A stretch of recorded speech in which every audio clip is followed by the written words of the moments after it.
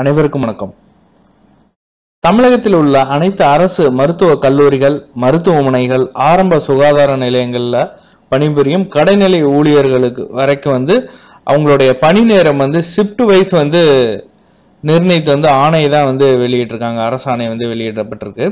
So மருத்துவம் மற்றும் மக்கள் நலவாழ்வு துறையில என்ன சொல்லியிருக்காங்க அப்படின்னாங்கன்னா, மருத்துவம் மற்றும் ஊரக நலப்பணிகள் இயக்குநரின் கடிதத்தில் கீழ்கொண்டவாறு பார்வை 1 கண்ட அரசாணையில் கீழ்கண்டவாறு பதிலீடு செய்யப்படுகிறது அப்படிங்கிறது பாத்தீங்க அப்படின்னா, இக்கோப்பினை உரிய ஆவணங்களுடன் அரசு பரிசீலனை செய்து பார்வை 1 படிக்கப்பட்ட சென்னை உயர்நீதிமன்ற மதுரை கிளையின் தீர்ப்பின் அடிப்படையில் மருத்துவம் மக்கள் நலவாழ்வு துறையின் கீழ் வரும் அரசு மருத்துவக் கல்லூரிகள், மருத்துவமனைகள் மற்றும் ஆரம்ப சுகாதார நிலையங்களில் பணிபுரியும் செவிலி உதவியாளர் தரம் 2 மற்றும் கடைநிலை ஊழியர்களுக்கான மருத்துவமனை பணியாளர் மற்றும் துப்புரவு பணியாளர்களுக்கு டி கிரேட் எம்ப்ளாயிஸ் சொல்லுவாங்க. ஸோ கீழ்காணுமாறு பணி நேரம் நிர்ணயித்து ஆணை வெளியிட உத்தேசித்து அவ்வாறே ஆணை இடப்படுகிறது அப்படிங்கிறதா சொல்லியிருக்காங்க. காலை 6 மணி முதல் மதியம் 2 மணி வரை ஃபர்ஸ்ட் ஷிஃப்ட் ஆகவும், மதியம் 1 மணி முதல் இரவு 9 மணி வரை 2வது ஷிஃப்ட் ஆகும், 8 மணியிலிருந்து அடுத்த நாள் காலையில் 6 மணி வரைக்கும் 3வது ஷிஃப்டாகவும் வச்சு ஷிஃப்ட் சிஸ்டம் வழங்க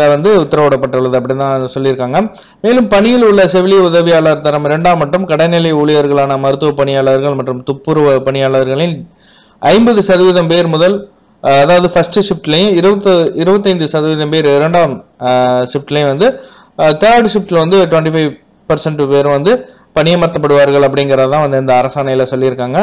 ஸோ இனிமேல் மெடிக்கல், அதுக்கப்புறம் துப்புரவு பணியாளர் எல்லாருமே ஷிஃப்ட் வைஸ்ல அவங்க ஒர்க் பண்றதுக்கு ரொம்ப ஈஸியா இருக்கும் அப்படிங்கிறது தான் இதுல நம்ம பார்க்க முடியுது.